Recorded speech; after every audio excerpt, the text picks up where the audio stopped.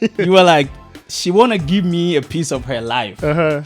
Tight body girl, you know that me like. That tight body girl, you know that me like. Is that you describing the type of woman that you like? I mean, I'm talking about like, it's music, right? Okay. And music, you gotta be creative. I mean, that's part of it. Tight body girls, like, yeah, the woman have for tight, body have for nice. No, you like thick girls. Yeah, no, I mean, I like all of them woman them. It doesn't have to be just necessarily thick. Okay. But you know, I mean, I'm a man, so yeah, big body is part of the things that I like to. Tight body girl, as in her body has to be nice and tight, firm, you know, nice thing. And I said, and I'm huna, so yeah, that body is tight. Girl, kutanyo man. That's what I mean by tight body girl. You feel me? So that means open my. Oh, one pen by pen.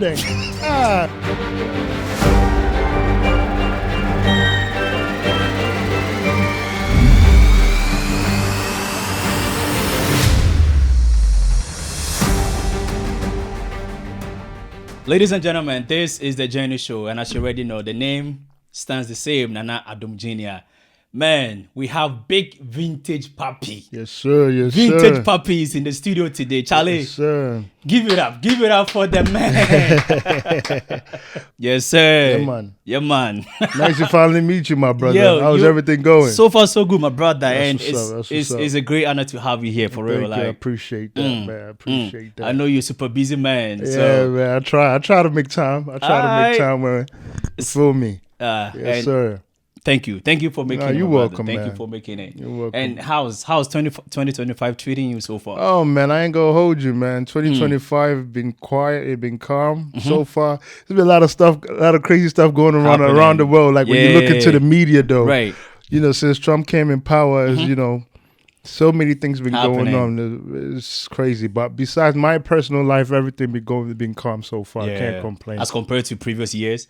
Yeah, as compared to previous years, like I could say, this year has been a year whereby since it started, we know like third month, I could say. Yes. And since it started, what I could say is I'm seeing things in a brighter light. So I know this year it's gonna be a good year for me. Yeah, I'm seeing things in a brighter light. Like I took my time and a couple of years, like 2 years or last year, sat down and trying to relieve things and then deal with mental health. And make sure like I came first in everything, you know. So I think I've done that journey and I've been on that journey and that path is like, cleared. So right now it's about bringing the light. So this year is going to be about shining and bringing the light in. Amazing. And you're on the Journey Show. Yes, sir. You see. Hey, man. You see, that's connection right there. Right. And when you talk about mental health, what was going on in your life then? What happened? I don't know. Personally, it's not a bad thing. I'm not going to say it's a bad thing, but I felt like there were some standing blocks in my life, and there were a couple things whereby make a man like just think and say, what really are going on in my life right now? What things are going on in my life, and we couldn't understand.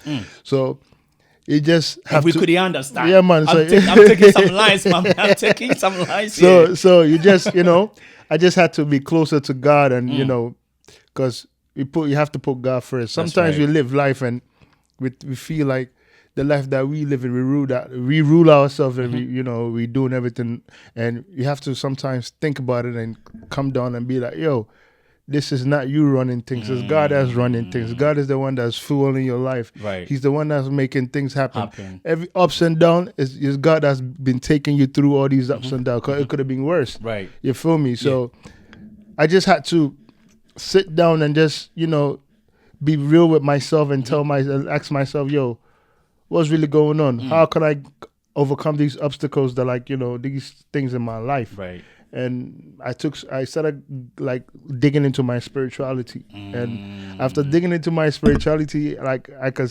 finally say, bro, I know who I am. I know what's good for me. Right. I know the things I should have been doing, the things I shouldn't be associating myself with, and things I should associate myself with. And life is pretty going good right now, amazing, man. Yeah. Amazing. They say, you're so far now. Oh, nah, I ain't no pastor, bro.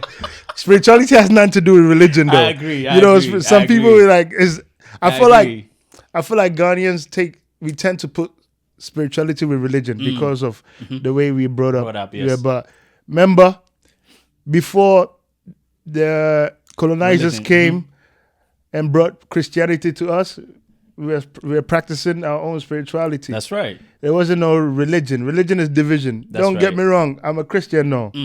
But you have to dig in spirituality. Spirituality not as in going to worship idols or not like that. Yeah. Spirituality as in digging in yourself and finding who you are. What things that what things that works for you in life, what elements you are in life. You feel me? Because a lot of people walking around, they don't even know what they represent in life. Everything is going well for them, but maybe you shouldn't. At the point that they are in life right now, let's say, I'm gonna give you a perfect example. Somebody might be very successful, working, went to school, went to college. Work the position that what he went to learn in college is what he's actually working in his life right now, as his journey in life. But if you really look into reality and look into things, that's not where they should be at. The person is probably supposed to be helping people, right? Maybe being in Ghana and advocating for like mental health and all of that stuff. But I know how Wall Street, Wall Street, and you feel me. So them kind of thing that you have to know who you really are in life. So that's the journey that I was on for the 2 years with my mental health thing, to figure out who I really am, what I represent in life, what can I do in life, what is my journey, what's my purpose, my true real purpose in life. Yeah, man, that's what I've been on. That's the spirituality part I'm talking about. Great. Yeah, but I feel you, man. man. I can't. It would look crazy if you fool me and say, "Oh, the way you're so far now." After listening to my music I just talk about real what the part things, and my people are gonna say, "Yo, man, what I really do?" Yeah, man, that can't be me. All right, I agree. We leave that for the pastors to do. They have to. Before we dive into your journey your music career, I just want this is personal. This is something that I want to know. All right. I'm a big fan of your music. Thank you. Appreciate that, man. Anytime, man. And I was, the one you did with Hugh P is called Don't Deny. Don't Deny. Oh, I just picked some 2 lines. Okay, you were like, she wanna give me a piece of her life. Tight body girl, that me like. That tight body girl, that me like. Is that you describing the type of woman that you like? I mean, I'm talking about like, it's music, right? Okay. And music, you gotta be creative. I mean, that's part of it. Tight body girls, like, the woman I feel tight, body I feel nice. No, you like thick girls. Yeah, no, I mean, I like all of them women, them. It doesn't have to be just necessarily thick. Okay. But I'm a man, so big body is part of the things that I like too. She have a big backside too. You see me? Yeah. That works too. You feel me? But tight body girl, as in her body has to be nice and tight, firm, nice thing. And I said, I said, yeah, that body is tight. Girl, man. That's what I mean by tight body girl. You feel me? That's what I mean by tight body girl. Yeah, man.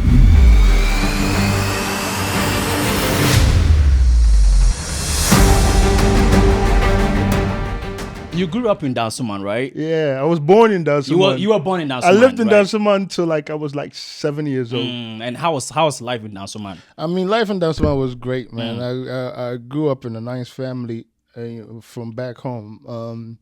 My mom was in America. My mom left for America when I was 3 years old. My dad left the same year that I was born, so I didn't even actually see my dad. Wait, what? Yeah, I didn't see my dad when I was born. You never saw your dad? Nah, when I was born, I didn't see my dad because the same year I was born is when my dad traveled. He left. He had to leave. So because my dad was traveling. My dad he used to go to Germany. He used to go to a lot of countries because he was a car dealer. He used to deal with in cars and stuff. I lived with my auntie and my uncle. I grew up with my auntie and my uncle in Ghana. I was, like I said, born in Dansuman. And I remember we moved from there to Achimota. And Achimota, we moved to Mile 7, new Achimota. That time it was new. We moved to Achimota around 97 and Mile 7. The neighborhood I lived in, they had a lot of big men in that neighborhood. Ofaraponsa wasn't too far from my neighborhood back there. He used to come to our house when I was a kid a lot. So I used to see Ofaraponsa when I was a kid a lot. This is one thing I want to know. At the age of 3, your mom left you to America. Yeah. And you live with your aunt and your uncle. Uncle, yeah. How was it? I mean, family was good, I'm not going to say family. Family was good. There's the good days and bad days. Right, that's human life. But I grew up in a decent family. Yeah. And at what age did you see your dad? My dad came back to Ghana when we moved to Achimota. I think I was 11. 11. How was it? How was the feeling? The Did you know that this is my dad? Yeah, I mean, I saw the nigga and I knew that was my dad. He looked just like me. So I mean, I used to talk to him on the phone. And my mom too. I used to talk with my mom and my dad on the phone. Like my mom always calling. My mom used to call most of the time. My mom would call like every 2-3 weeks. I would speak to my mom on the phone, but my dad not that much. And when I used to come here too, in vacation, I used to come in summertime. Hey, Charlie. I used to come every summertime. That about for That about for they will visit America and go back to Ghana. You know the funniest thing, right? As a kid, right? I didn't consider that as a dadabat lifestyle because that was something that I was living too. We bring you Kakrano, and I kind of understand. I was like, man, did I live a good life, Most of the songs that you've done years ago have dancehall rhythm. You could have chosen jazz or country music. Why dancehall? I think I know the reason. Dancehall is when the girls be shaking their booty like crazy. I mean that's part of it. I mean, I love the women, so that's part of it. But what are you lying, man? Yeah, why dancehall? So it started from Ghana. I'm not gonna lie. Yeah. It's dancehall. My love from dancehall started from Ghana. So as a kid, when we moved to Chimota, right? My cousin is Madfish. I don't know if you know Madfish. I know Madfish. Yeah, that's my cousin. Yeah. So really, So I used to hear about. At that time, I hadn't met him yet. I was into that dancehall thing that he was doing, and the reason why I even fall in love with dancehall most of the time. At that time, I don't know if we would consider it as dancehall because Ghanaians weren't prone to dancehall at that music, time. But I went to a school called Fawcett in Achimota. Right next to we in Azuma used to share the same wall in Ghana. This is my school. I could literally look over and you're going to see Azuma's house. Before you get to my school, the route that I'll take, Yogi Doggy's house is right there. Bro. I'm so serious, bro. In Kingsby, like close to Kingsby. From before you get to Maple Leaf Hotel. People that are from that neighborhood, they know what's up. So you've literally seen almost all day. Yeah, bro. So I used to see Yogi Doggy when I used to walk to school, just standing in front of his gate. Wow. Like, yeah, bro. And I love his music back then. Every people that know Yogi Doggy, bro, you know how he used to do it. Raga. He has a raga muffin style. So I fell in love with that already, so it made me wanted to do that type of sound. And already, like I said, Master was doing that. So those are two people that had inspired me as a young kid, like you feel me, growing up as a young kid. So when somebody might see me do dancehall right now, I'd be like, oh, because maybe right now there are bigger artists in Ghana like Stonebwoy and Shatta. What they're doing it, that's why I'm doing it. Now I had inspiration a long time ago. You feel me? Right. Before I also got watching them and also doing their thing and like, yo, that's what's up. But yeah, my inspiration was from them Yogi Doggy and Madfish and them. Like when I was growing up, I said, look at you, yo. Wow. And yeah, man. So seeing that inspired me a lot. I've always been around music. It's not like I just started doing music. I've always been around music. It's just that I never I didn't think it was something that I was going to do. I'm somebody whereby if I want to do something, like I put my mind to it, like this is what I want to do, I would do it. But I never really thought that I would have been doing music till I came to America. And later on in life, I decided I wanted to do music. But coming back to the dancehall thing, how I started falling in love with dancehall more when I came to America. Okay. So, like I said, I used to come on vacations and go. Right. So I think in 2003, I came in the summertime, and we lived on a concourse like around 183rd. Yeah. And I used to walk to Fordham Road, and back then Fordham Road was crazy. If you know Fordham Road was lit, crazy spot. And you walk to Fordham Road, and you're gonna see Spanish people, Jamaican people, a whole bunch of people. Like on summertime, Fordham Road was mud. And there used to be this Rasta guy. He's definitely a Rasta guy. He used to sell CDs. Back then it was CDs. And these CDs, they used to have the Pasa Pasa CDs. I don't know if you know about Pasa Pasa. They used to have the Strictly the Best CDs. Yeah. VP Records CDs. Right. And they have this mix. Because in Jamaica, at that time in Jamaica, they do rhythms. And the rhythms, they will have like one rhythm is a beat, and they will have like 3 or 4 or 5 artists be on that rhythm. Right? So I was walking down on Fordham, and a guy was playing. He was playing the song, and that song caught my attention. I'm like, yo, I want to check the CDs out. Okay. So he was like, you called me over, and I went over. Then I remember them time. Them time was some crazy times though. Even the fashion sense was crazy. We used to wear big buckle belts with a flag, Ghana flag, Jamaican flag, whatever flag they represent. If you want to put your name, you could put your name on those belts. So there was a store right there, and that was what caught my attention. I wanted to go buy a belt, and he was playing the music. So the music caught my attention. I forgot what song it was. It was a Cartel song on one of them rhythm. And I was like, yo, I like that tune. And I bought the CD. So I bought like 3 CDs, and I went home. I had the Dix player, the Walkman. The CD one. Yeah. So I was listening to it.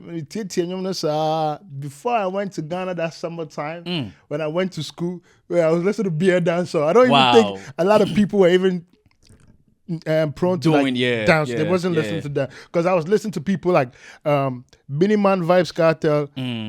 Shampoo was lit around that time. Spraga Benz. Yo, I've only put artists that I listen to. Now I got lie, brother. Yo, again, it was Mr. Lexus, Wayne Marshall, Blink Dog, Sizzler, Buju, Luciano, Kia Platan. Yo, I used to listen to all these artists, and I was in Ghana. Yeah. When I went to that summertime, actually, when I went back to Ghana, I went to school. Yeah. One of my neighborhood friend had a golf, and after that, they used to they pimp it out. I'm with the DVD player put in a car. They used to have, and soup up like the speakers and all of that. So let me call back. Let me see this now, my toy. When I used to be in this car, I'll pop it in. Yeah. So we were running down the streets in Nachimota, going to Kingsby, back and forth, down Tantra. We used to chill, and I'm playing dancehall in the car. And most of these people didn't even know these artists. So I've been listening to dancehall for a freaking long time, bro. It's been a long journey. Wow, it's been a long journey. Listen, he didn't start today. He's been doing it for years before maybe some of your favorite started. I'm telling you. Yeah, man. Because the names that he's been mentioning, all these mad fish and I listen to dancehall for a long time. For real. We know African homes. Most African parents do not support their children doing music. Yeah, man. How was the situation? So I started doing music when I was here. I think my first songs that I recorded, I didn't even know that. Like I said, I'm a creative. Yeah. So there's this guy called Joe Baby. He used to live. I know Joe Baby. You know Joe Baby? Yeah. Oh shit. So he used to do music before he did photography. I don't know that about him. Joe Baby was an artist back in the days. Like let's say 2005, from 2005 all the way to like 2010. Yeah, Joe Baby was doing music. Really? Yeah. Joe Baby. Yeah, Joe Baby was doing music. He was like a kata boy doing music. Wow. He looks super calm now. Yo, when you see Joe Baby back there, you would even think he was like a Ghanaian. He was like a kata braids. Short, fresh boy. Yeah. So he had a studio in his crib. So we used to go to his crib, and like he always recording and stuff.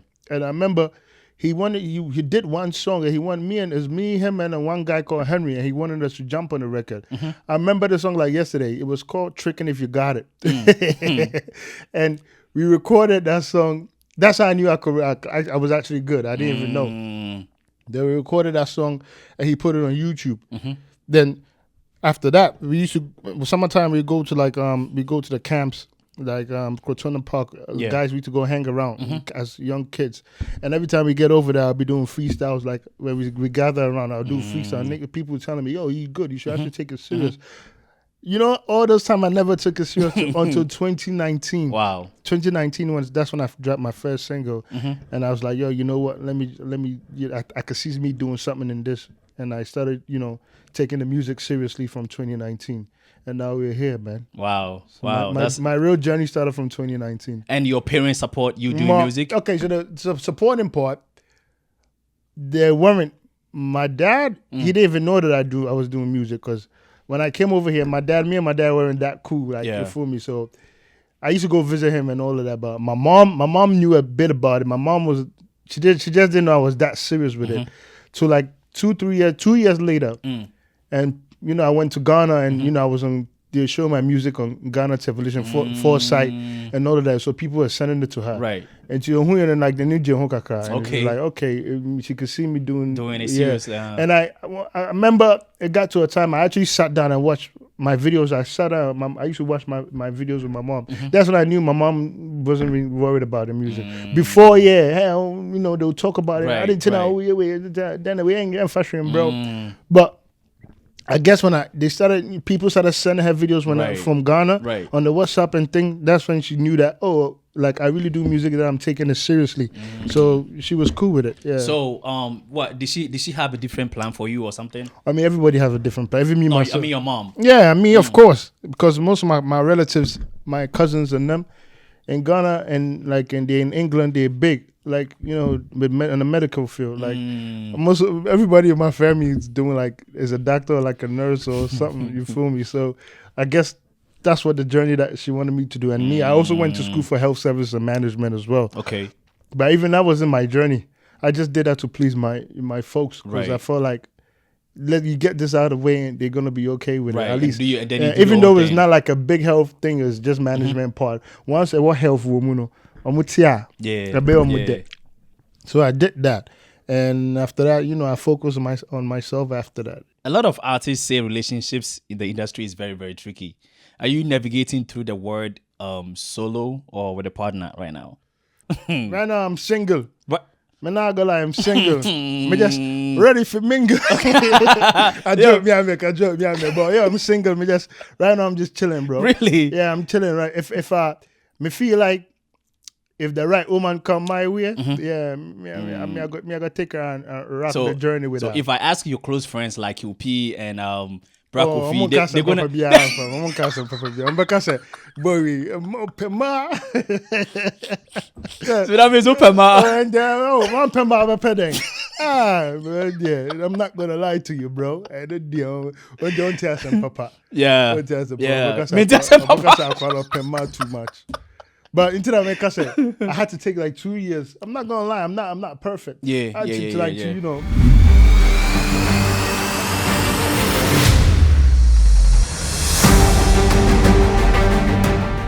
What you hear in the music is actually what you're good at, you feel me? Right. You like talk about woman, talk about big woman with big body, everything that what my life do in our bedroom and them kind of thing that, you see me? So it's like, yeah, what you hear in the music is what really happened in a real life. Right. So I'm not gonna sit here and lie. But right now I'm single.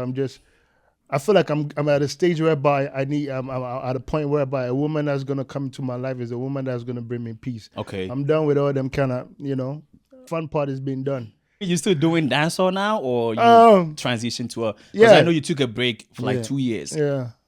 But dancehall, I'm still doing dancehall. Okay. Dancehall is gonna be my first love. All right. But, and what is your second love? But man? as an artist, you have to sometimes go with a little vision and change the perception of things.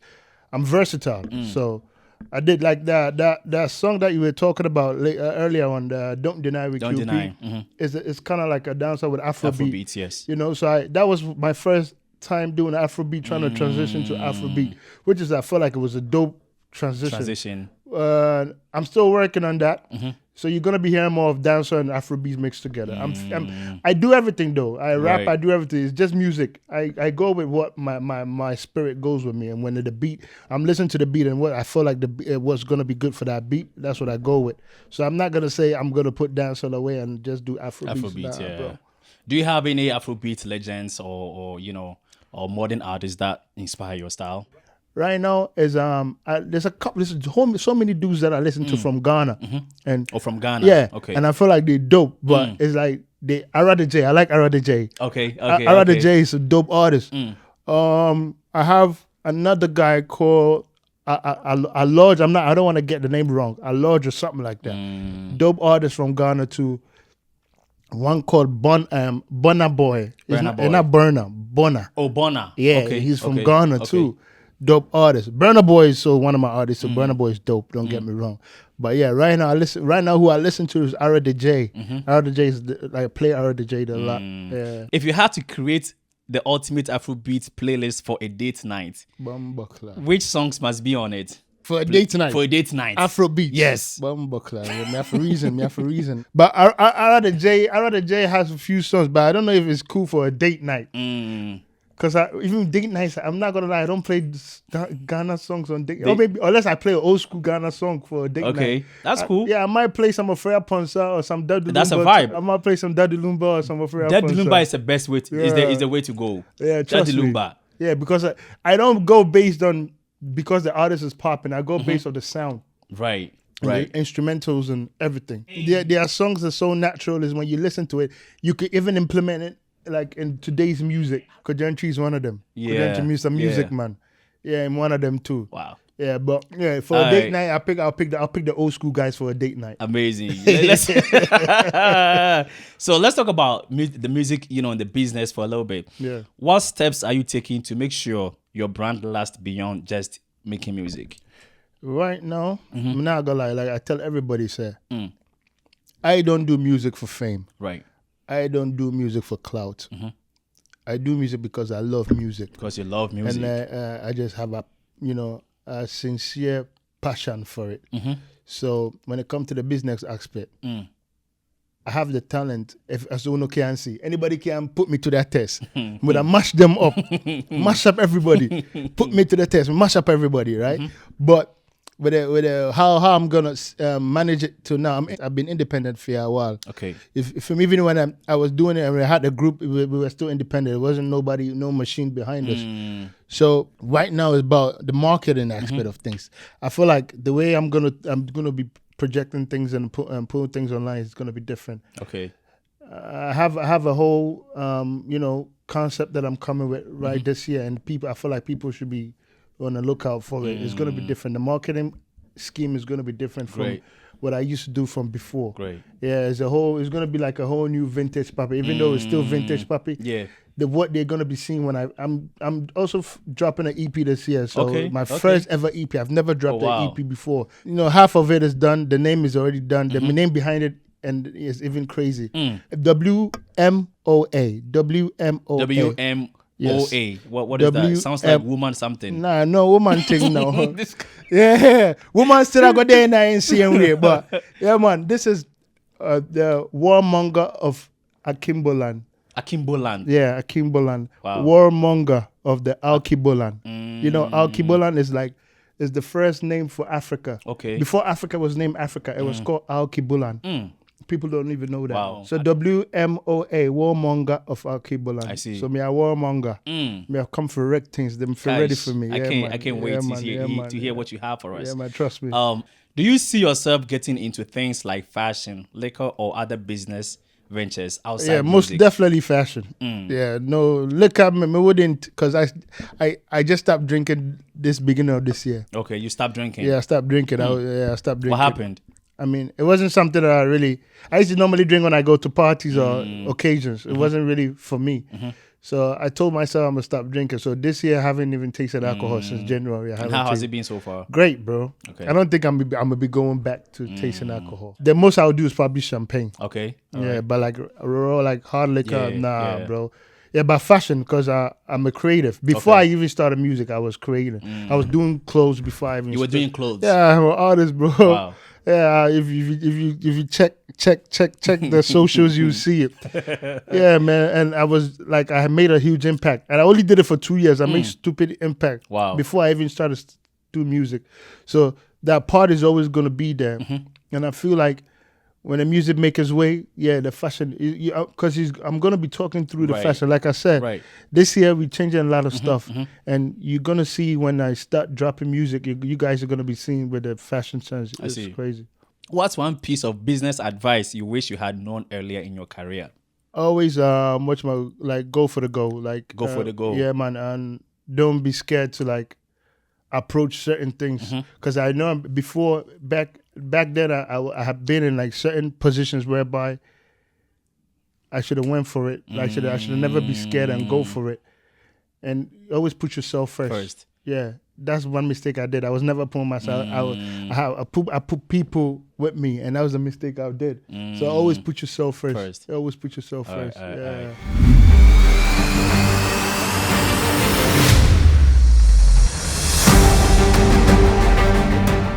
What's one bad habit that's hard to break? Bumba clad. One bad habit that's hard to break. Yes. I love woman too much. I need to slow down. You need to slow down. Yeah. All right. What's something you've done while drunk that you wish you could forget? Oh, damn. I've never been drunk, as in drunk. Yeah. I've been tipsy. Yeah, but I remember one time I was in a party and I was lit. I was getting there. Mm. And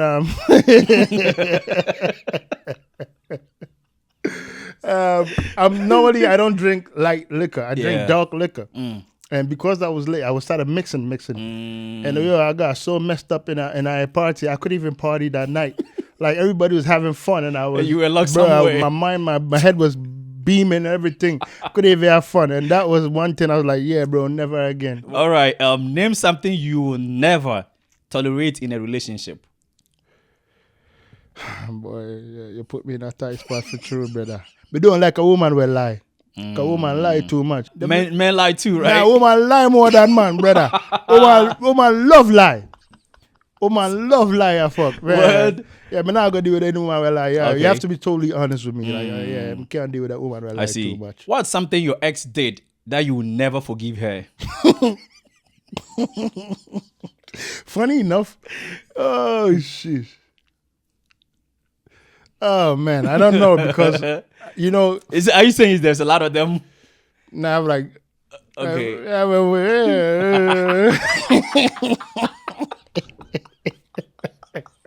Yeah, man. I don't even know. All right. This is the last one. Mostly sometimes I want to break their hearts. They don't break my heart. So wait, they break your heart? No, me break the heart. Yeah, me do the heart breaking. Yeah, me do the heart breaking. So all right. So this is the last one. What's something you should never talk about on a first date, but people always do anyway? This is your first date. Yeah. I was gonna say, if you have a kid, don't tell me on the first day, but you have to tell me on the first day. So I'm thinking, So would you tell her if you have a kid on the first date? If I had a kid, I'll tell her on the first day because I don't want. If she's willing, if I'm bold enough to let her know that, to call her out and be like, I want to go sit down with you for dinner, or let's go out to go eat, or let's go to the museum or something. Right. I should be bold enough to tell you that I have a kid. Of course. You feel me? So yeah, that I can't hide. But a girl, something you can. Can I say something you can't do on the first date? Or instead of something, don't be on your phone on the first date. Don't be on your phone on the first date. The first time you get to know the person, so we have to, get to know, connect, have a type of connection. So like, women will be on their phone on the first day. I tend not to call them again. Yeah. But why are you on your phone? The whole time you're supposed to be here, so to get to know each other. Maybe later on when you get to know me better, then maybe we could go on other dates and you could be on your phone. But the first date, I feel like phone should be away. That's right. And that's the problem with this generation. It kind of sucks. Is there anything else we should expect from the brand? I feel like you should expect a whole heap of things, bro. Whole heap of things. Cause right now I'm in a different mindset, a different time, and the way I visualize things and the way I perceive things is different from like a couple years ago. Because right now, like I said, I'm in tune with my spirituality. So I see things from a different light. I see things from a different aspect. And I appreciate people more and I appreciate life more. Yeah. So, yeah, they should be expecting a lot from me. And, a few nice features too as well. Yeah. One or two nice features that they wouldn't be expecting from me. And anything to say to your fans? Hey, man, when I go tell my fans, say, yo, keep on streaming, keep on tuning, subscribe to the thing. You don't know me, I have a YouTube, Vintage Papi on YouTube. Subscribe to the thing. And, man, I got surprise on the people with some big things. So watch out for the brother. You see me? Big man thing. Yes, sir. And your social media handles? Social media handles, Instagram, Real Vintage Papi. Audiomack, Vintage Papi. iTunes, Vintage Papi. Spotify, Vintage Papi. TikTok, Vintage Papi. Yeah, because I don't know, the vintage name go a long way. Antique. Don't know. Yes, sir. Papi. Yeah, man. It's been an honor having you. Been a nice honor having you being here too as well, brother. I believe that when the EP comes out, we're definitely gonna see. Oh yeah, man, yeah. Trust me, we're gonna talk about that. You're gonna be on my luncheon too as well, because I have some few people in mind that I'm gonna be, in the media whereby I'm gonna be introducing them and let them come to the luncheon and come and vibe with me as well. So when the time is right, you don't know everything I got set right, and on the people I could come and celebrate the thing same way, isn't it? Yes, sir. Yeah, man. Ladies and gentlemen, this is the end of our conversation with Vintage Papi. Yes, sir. Thanks for watching, and this is the Journey Show.